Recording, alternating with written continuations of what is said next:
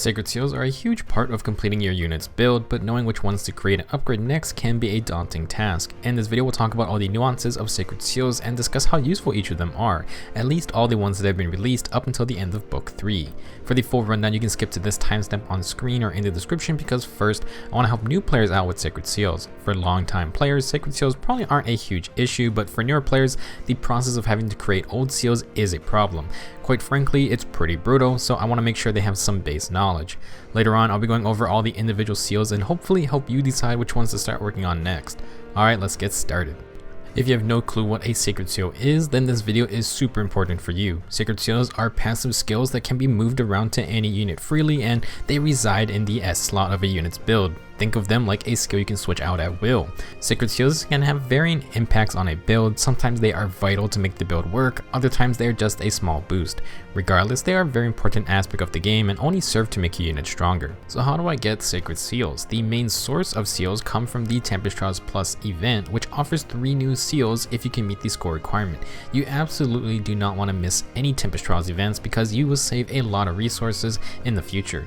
You can also earn Sacred Seals in the Squad Assault game mode and the tutorial quests, but these are very basic skills, so don't worry about them too much. If you end up missing a Tempest event, which if you are a newer player then you will have missed a bunch of them, then you can only get older Sacred Seals by creating them in the Sacred Seal Forge. Here is the thing though. Tempest brings 3 new seals every time it comes around, but we do not get enough resources to upgrade every new seal. If you have to create a Sacred Seal, then you have to spend even more resources, so it's incredibly important you spend materials wisely. If you do not have access to the Sacred Seal Forge, you must complete Chapter 13 in the Book 1 of the main story. This will then unlock the intermission, A Power Awakens, and you must complete this one too. You can then find the Sacred Seal Forge under Change Equipment in the Allies tab. Above that is where you can equip Sacred Seals on a unit, and you should know that you can only equip a Sacred Seal on 1 unit at a time. If you want to switch which unit uses what seal, you must do it outside of battle, and you can only have 1 copy of each seal. Once you have the Sacred Seal Forge unlocked, you can create or enhance / upgrade Sacred Seals. Creating and upgrading costs 3 materials: Sacred Coins, Badges, and Great Badges. Sacred Coins are the most important ones, so focus on getting those when possible. To get Sacred Coins, you want to make sure you participate in certain events. Tempest Plus, which gives you 3 Sacred Seals, also hands out 80 Sacred Coins. The largest amount of Sacred Coins you can get in a short period is from the Voting Gauntlet quest. The Voting Gauntlet consists of 3 separate rounds lasting 2 days each. Each round has quests, and you can get 45 coins per round just by getting 4 wins total. It's pretty easy. Do this 3 times for 135 Sacred Coins. The next 2 sources can be gotten weekly. Every week in the arena you can earn 10 coins for 3 wins in a row. In Arena Assault you can earn 10 coins, up to 30 coins based on your ranking by playing the mode. I think you just need 1 single win to get the minimum 10 coins, so at the very least be sure to do that. Sacred Coins can be gotten in other ways as well, so be sure to be on the lookout for them in other quests and event rewards. To get badges, these are also spread out in various quests and events. For example, Tap Battle offers a decent amount, and the Lost Lore game mode is a nice source of free badges just for checking in every day.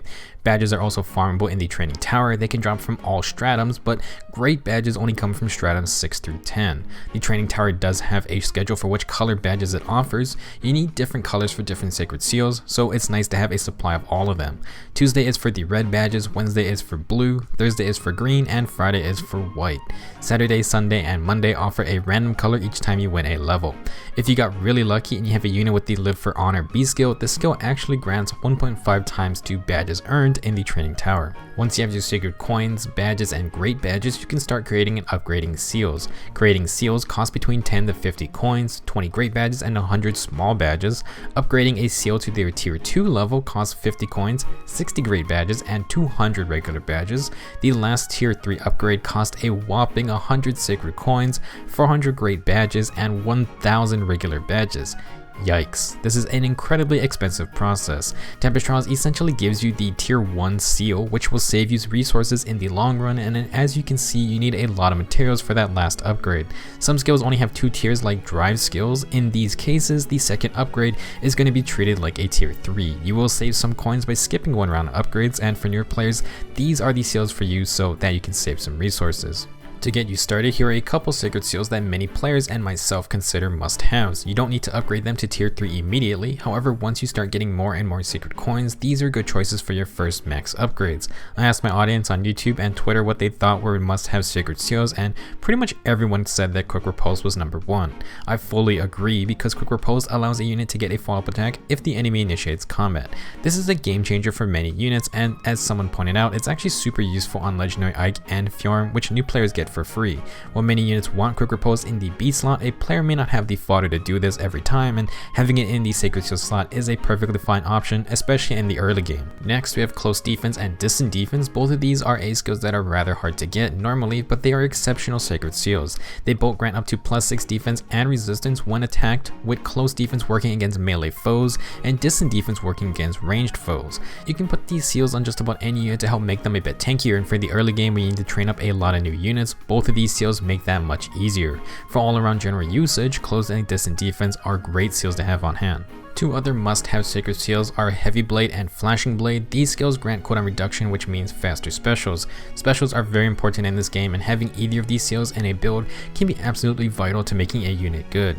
I wouldn't worry about Heavy or Flashing Blade if you're brand new to the game, but you do want to make these seals at some point.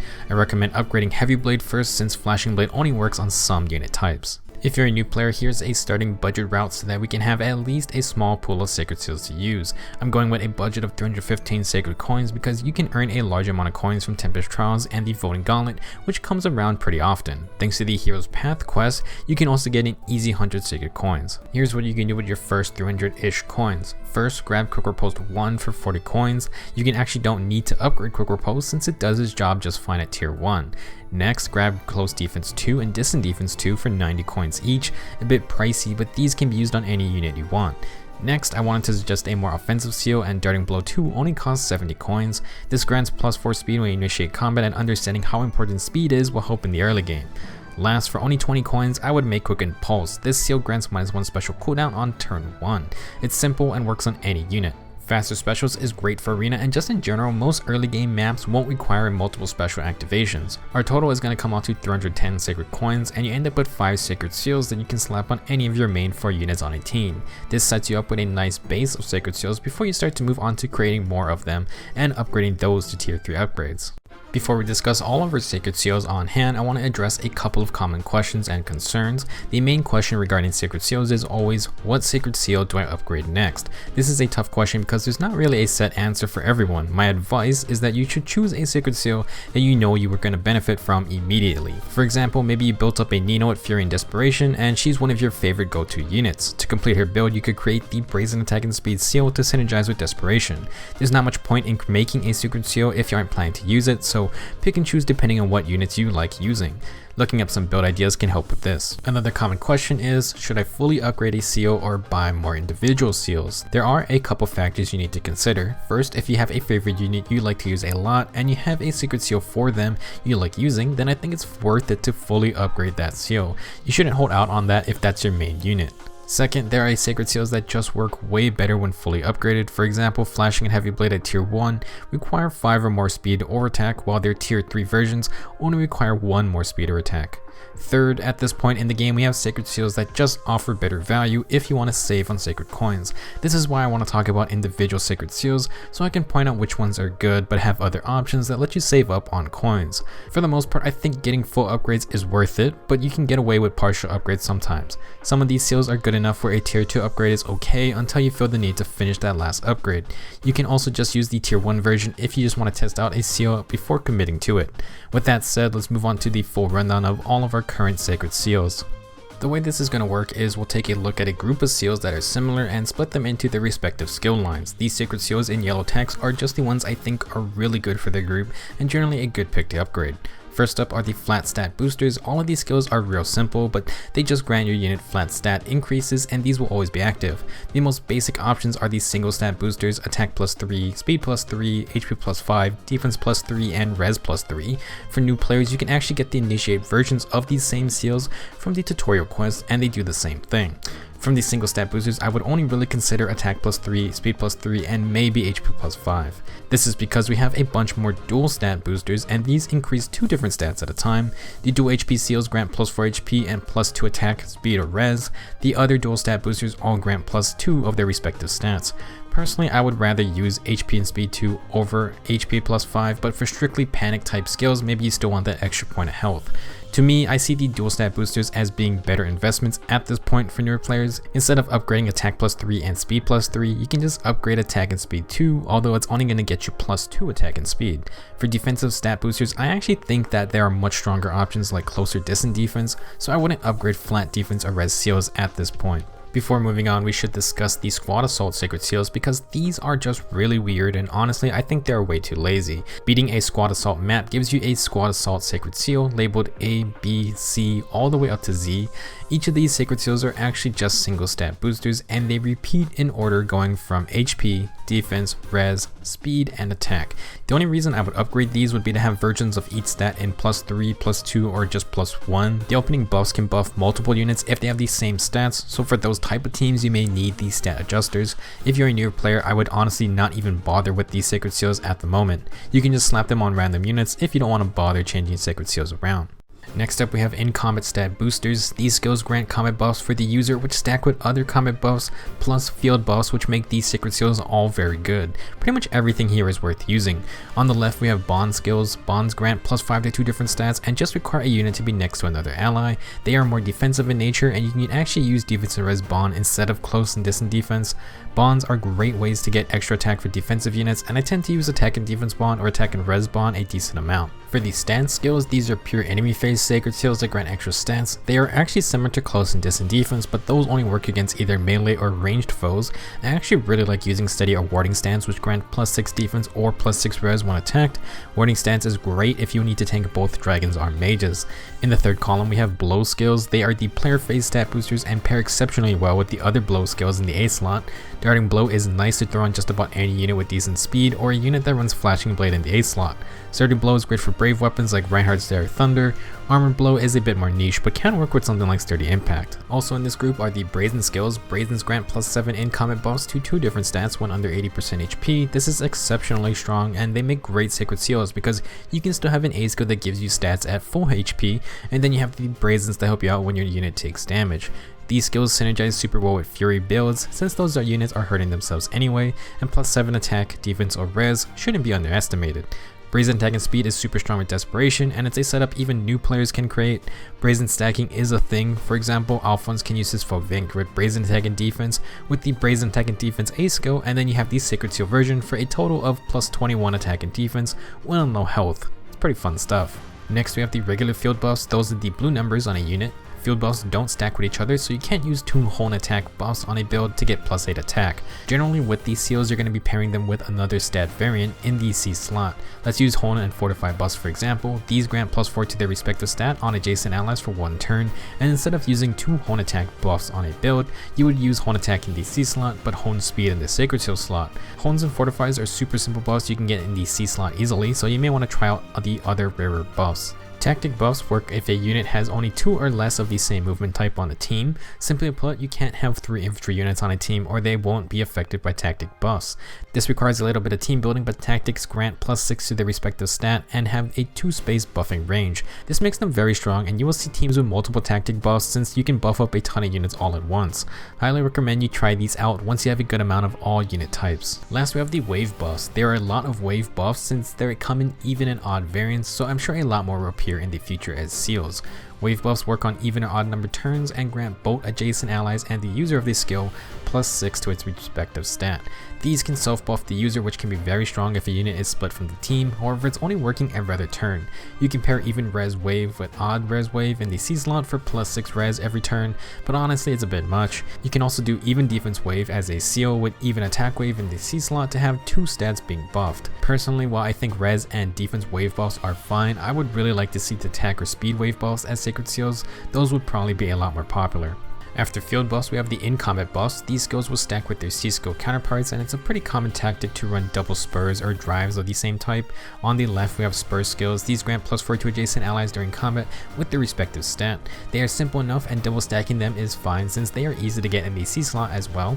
However, for a newer player, we can save some coins by instead using the dual spurs skills. Dual spurs only cost 120 to fully upgrade and grant +3 to 2 different stats. While it's not as high as +4 in one stat, you get more total stats, and I think it's worth the trade-off in sacred coin cost. I personally would go with dual spurs if you're short on coins. We also have the drive skills, which grant +3 to 1 stat, but in a 2 space range. Drives are super easy to use in practice, and you can put them on any unit in any team comp.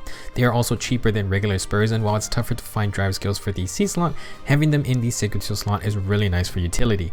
Being able to keep a distance away is also a huge benefit for tough scenarios and modes like Aether Raids. I honestly would recommend upgrading all of the drive seals if you don't have anything else to work on. Now let's talk about debuffs. The ploy debuffs inflict a -5 stat debuff on a target in line with the user on the grid if they have less res than the user. Obviously you need a high res unit to use these skills, but there are many units who come with ploys already and stats to run them. This means you can run double ploy skills to debuff 2 different stats at once, and some units like Arvis have ploy effects on their weapons. Important to note that ploy skills at even level 1 only need the user to have 1 more res than the enemy. That means you can just use the tier 1 version and you still get a -3 debuff, which isn't that bad honestly. In the middle are the chill skills. These B skills are very annoying since they apply a nasty -7 debuff to the foe on the enemy team with the highest of the respective stat in the name. Chills are great because they always hit someone and they basically can cripple an enemy from doing their main job. The B slot has many good skills, so having chill debuffs in the sacred seal slot is valuable and you can put them on any unit. I think chill attack is pretty universally good, but you should use the one that best benefits your team. When chill res comes out, that's also going to be another very popular one you'll see very often.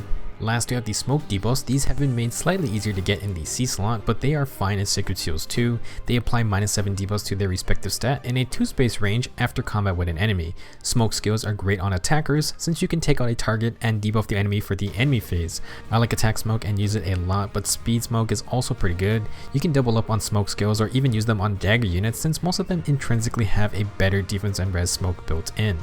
Now we have some oddball skills that kind of stand out on their own. First, let's talk about the odd combat health related skills. Renewal is a solid one to have since it's +10 HP every other turn for your unit at tier 3. Poison Strike is a bit niche but can be good on tank busting builds or purposefully weakening other enemies. For example, I have seen Fire Sweep Lins that run double Poison Strike because that means 20 out of combat damage, which can mess up a tanky enemy. In a similar vein, Savage Blow also applies out of combat damage, but it's in a 2 space AoE. Personally, I find Savage Blow incredibly useful for chipping away at the ridiculously high health in enemies at PvE content. It's great when run with a Dancer or some units like Jafar. As for Breath of Life, it's a bit hard to use, so I wouldn't upgrade it unless you have a plan for it. However, I found it very good in Wrecker Sieges, so it has its uses. Important to understand that all of these seals will stack with their regular skill versions, and that makes them pretty interesting. I'm a big fan of double Savage Blow builds, and double Renewal builds can be hilarious with a weapon that also heals. In the middle we have Deflect skills. These are our most expensive sacred seals to fully upgrade at 200 coins, and while they are neat, sadly they just are not seen very often these days. Deflect is exclusive to being a sacred seal, and it reduces the damage of the second consecutive hit onward by 80%. They are meant to counter brave weapons and are split into 3 damage types. Deflect Melee is for all melee units, Deflect Missile is for bows and daggers, Deflect Magic is for just tomes. Longtime players know that Deflect Magic used to be somewhat popular because it was literally made to stop Reinhardt from blowing up everyone. It's still not bad, but I rarely see any of these seals by themselves anymore. Also, Brave Ike's Irvin literally has all 3 of these effects, so yeah, just use him if you really want to see the full power of damage reduction. Last on the right we have Quicken Pulse and Hardy Bearing. Both of these are exclusive to the Sacred Seal slot. We mentioned Quicken Pulse already. It's just -1 special cooldown on turn 1 and was a popular choice on Reinhardt so he can get an instant Moonbow. Quicken Pulse also only costs 20 coins, so pick it up eventually. As for Hardy Bearing, this seal gets rid of skills that change attack priority for the user and the enemy. Basically, it cancels out Vantage and Desperation from working. I want to stress that it disables your own unit's ability to run either skill, so don't make that mistake. Hardy Bearing may be a bit niche since it's mostly only used to counter Vantage, however it's one of those skills that can be super clutch. For example, any AoE Special Spiral build loves Hardy Bearing because Vantage is a counter to those type of setups. Fun fact, back in the good old days, Vantage used to be the go-to B skill in Arena. Good lord, this skill was everywhere and it's extremely annoying, which actually encouraged the use of 1-round KO builds because then you wouldn't have to deal with Vantage. It's still important to finish off enemies in 1 round these days, but back then it was just a pure headache to deal with Vantage Hector or Takumi, especially when a lot of these starting units just couldn't compete. Here are a few more oddball seals. Panic Ploy inflicts the panic status on enemies, which counters Fieldbus, and having it in the seal slot is nice if you want to stop buffing teams. Live to Serve is a healer skill that heals your healer when they heal an ally, useful for when even the healer has to take hits. As for Phantom Speed, it's an odd skill. It grants plus 10 speed, but only for the purposes of speed comparison skills like Flashing Blade. I see this mistake a lot for newer players who think the skill grants plus 10 speed, which sounds pretty OP. That is not the case. Just remember, it is phantom speed, it's not real speed. You won't get a follow-up attack with that extra fake speed. Moving on, we have class-specific skills. Armored Boots is only for armored units and lets them move 2 spaces, but only if they're at full health. This is nice and allows armored units to keep up with the rest of your team before the main fight starts. It only costs 40 coins to make. As for Fire's Shield, this is an A skill that gets rid of flyer effectiveness penalties. Flyers are naturally weak to bows, so this prevents the bonus damage. Not exactly a highly common seal, but there are a lot of high defense flyers out there that can use this seal to really wall off physical damage foes. On the right side are the flyer mobility seals. I think all of these are really strong, but they are expensive. That said, they are also very hard to get in the regular slots, so being able to make them as seals is actually a really nice way to actually use them. I would recommend trying out Guidance first, since it allows non-flyers within 2 spaces to move next to the flying user, and this can be very useful on maps with lots of trees or terrain. Flyer Guidance does the same thing, but it's only for other flyers, so useful on Fire Emblem team comps. Then you have Aerobatics, which allows the flying user to move next to non-flying allies within 2 spaces. Flyer Formation is the same thing, but they can only move next to other flying allies. These skills require a bit of thinking to use effectively, but they can really show off the power of flyer positioning. They are must-have seals for anyone who really likes flying units. Now we are moving into what I would refer to as lower end priority seals. Everything before this I would consider pretty solid skills, and it really just comes down to what you need at the moment. The rest of these seals are either even more niche in usage or just not very commonly seen. They aren't bad, but I wouldn't recommend upgrading them over the other seals we talked about. First up are threats and debuffs. These skills just never really caught on as C skills except for the early days. The reason was that there just wasn't a huge amount of 1-round KOs going on, so enemies would actually be within the 2-space debuff range. Nowadays units are much deadlier, so either my unit dies to the attacker or the attacker dies and the threat and debuff is useless.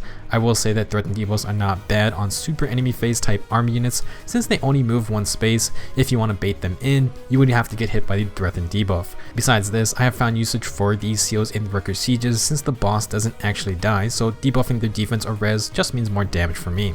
In the middle we have Fortress skills. These grant a flat +5 defense or res, but also inflict -3 attack.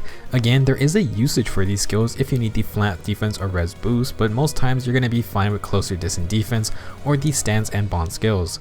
To the right side are the boost skills. These grant +6 to attack, speed, defense, or res respectively during combat, but only if the user has more HP than the enemy.